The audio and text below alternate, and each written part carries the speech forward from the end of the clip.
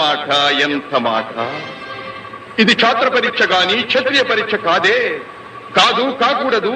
ఇది కుల పరీక్ష ఎందువా? నీ తండ్రి భరద్వాజుని జననమెట్టిది. అతి జుగుప్సాకరమైన నీ సంభవం ఎట్టిది. మట్టి కుండలో పుట్టితివి కదా. నీది ఏ కులము? ఇంత ఏల అస్మత్ పితామహుడు గురుకుల వృద్ధుడైన ఈ శాంతనవుడు శివసముద్రుల భార్య గంగా గర్భమున జనించలేదా? ఈయనదే కులము. నాతో చెప్పించువేమయ్యా? మా వంశమునకు మూల పురుషుడైన వశిష్ఠుడు దేవవేశ్యకు ఊర్వశీ పుత్రుడు కాడా?